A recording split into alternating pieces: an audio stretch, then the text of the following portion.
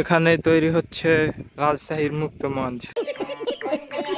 তো এখন আমরা চলে আসলাম একবারে, অনেক সুন্দর একটা ভিউ দেখতে পাচ্ছেন সামনে। হ্যালো এভরিওয়ান, আসসালামু আলাইকুম। আজকে আবারও চলে আসলাম আমাদের চিরচেনা বজরেটেক ঘাটে। প্রতিবার তো ঈদের সময় আসা হয়, তাই আজকে এমনি সময় চলে আসলাম। আর নদীতে পানি অনেক পরিমাণে বেড়ে গিয়েছে, তো এমনি সময় আসলে কেমন লাগবে সেটাই দেখানোর চেষ্টা করব আজকের ভিডিওতে। তো ফুল ভিডিওটা দেখতে থাকুন। কি পরিমাণে পানি বেড়েছে দেখেন, জাস্ট এই যে দেখেন এত দূর পর্যন্ত চলে আসছে পানি। এই সাইডেও চলে আসছে, এই সাইড একদম পুরোটা পানিতে ভরে গিয়েছে।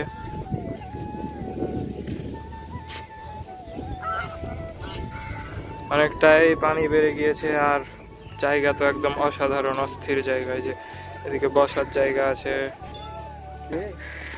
আর এখানে এটা কি তৈরি হচ্ছে আমার ঠিক জানা নেই, তবে দেখে রাজশাহীর মুক্ত মঞ্চের মতো মনে হচ্ছে।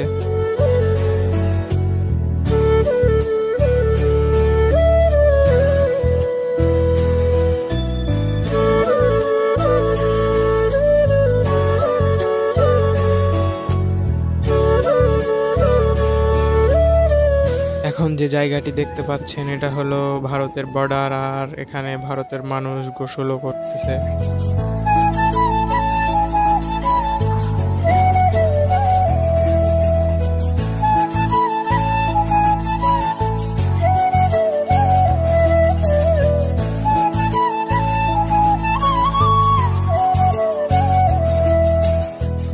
তো এখন আমরা চলে আসলাম একবারে, অনেক সুন্দর একটা ভিউ দেখতে পাচ্ছেন সামনে। জোশ লাগছে একদম, পানি বাড়ার কারণে এখান পর্যন্ত পানি চলে আসছে।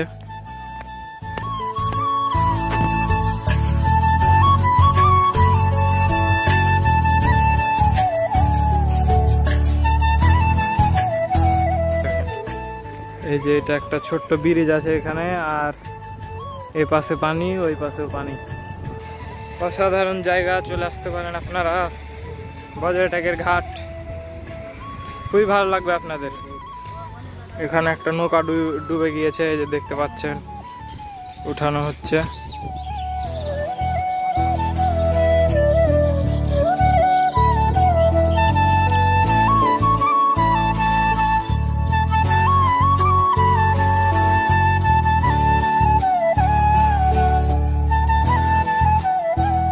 একদম অসাধারণ জায়গা, চলে আসতে পারেন আপনারা।